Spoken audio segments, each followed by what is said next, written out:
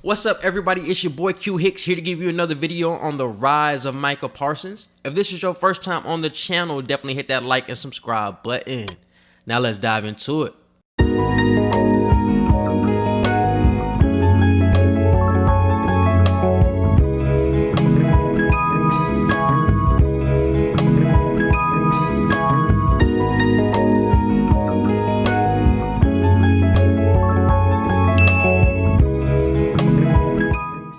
Micah Parsons is a 6'3" linebacker out of Harrisburg, Pennsylvania.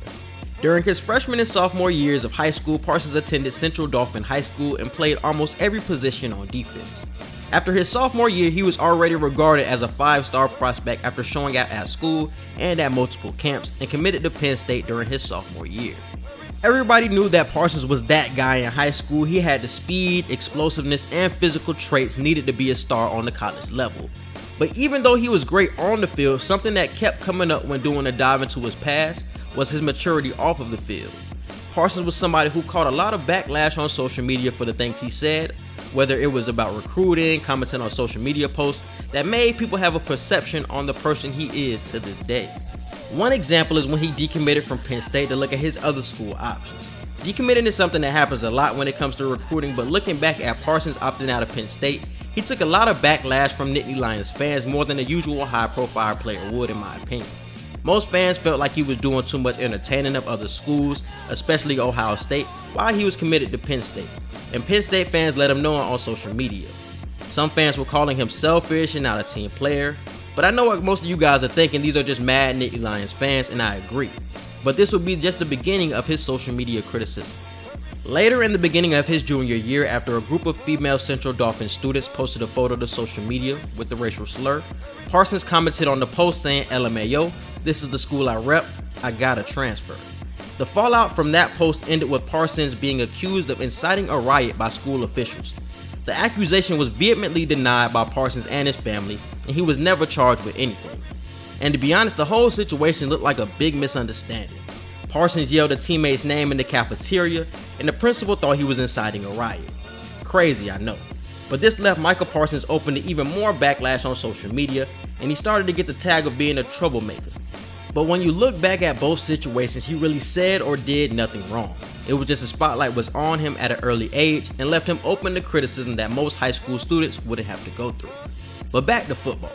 After the social media situation, he did end up transferring in the middle of the season to Harrisburg High School, where he would start at both defensive end and running back.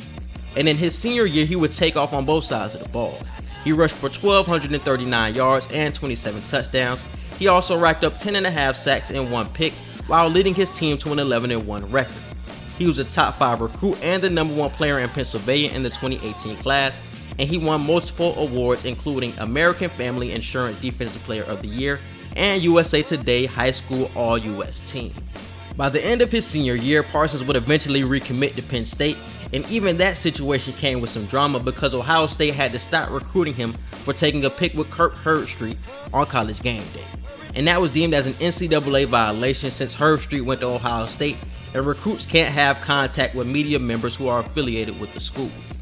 But he ended up where he started, and Parsons would graduate early from Harrisburg High School to enroll into Penn State and get a head start for football. After playing defensive end in high school, Coach Franklin from Penn State told Parsons that he would start his career at linebacker rather than defensive end. Parsons would also be in position to start as a true freshman if he showed enough in camp. In his freshman season, he only started 1 game, but he led the team in tackles with 83, becoming the first freshman to lead Penn State in tackles in a season.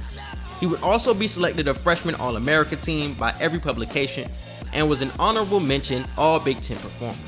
After putting up those type of numbers when he wasn't even a full-time starter, many scouts couldn't wait to see what he could do next. He came into the sophomore season on many watch lists, and he would take it up a level. He finished the season with 109 tackles, 5 sacks, and 3 forced fumbles. Parsons would be named Big Ten Linebacker of the Year and a consensus All-American. He ended the season with a dominating performance in the Cotton Bowl and won Defensive MVP for that game. In his first 2 seasons, he showed enough to be a for sure top 10 draft pick in this year's draft. So when he opted out in August because of the pandemic, no one could be surprised. But now it's draft time, and I'm starting to hear his name in comparisons to some of the greats that have played in the NFL at linebacker. But I'm starting to think he can be a player we have never truly seen before. With his background of playing defensive end in high school and playing linebacker at college, and with his speed, size, instincts, and explosiveness, I can see some greatness in him from a position versatility standpoint already. And all of those traits put him as being one of the safest picks in this year's draft. He can run with tight ends in coverage, he's an oversized bullet as a pass rusher, and he can react quickly to route concepts and play designs, and some are comparing him to Luke Kuechly just for his instincts. He's a player that really has limited holes unless you want to nitpick. Scouts say he does have to improve in coverage when sticking running backs, but most scouts think he will improve because of his movement skills and remarkable athleticism and just getting more experience at the linebacker position. His maturity issues seem to be cleared up from the past, so we can move on from that. His projected draft range is top 10 to 15. I like him going to Miami with the Dolphins to help improve that defense, which has been strong this season. I also like him with the Eagles, who need to get younger at multiple positions in general. I know we all run crazy with comparisons during draft time, but I truly think Micah Parsons will be someone who will live up to the hype. He can do a lot on the field, and dude is a monster. I don't know who is the best comparison for him, but I think he will be a great in this league by the time he's done. And personally, I think he's the best defender in this draft class, above Patrick Surtain. I just want to thank you guys for watching. If you got to the end, I really rock with you. If this is your first time on the channel, definitely hit that like and subscribe button. Follow me on Twitter. Let me know who you guys would like to see next. And I'm out. Peace.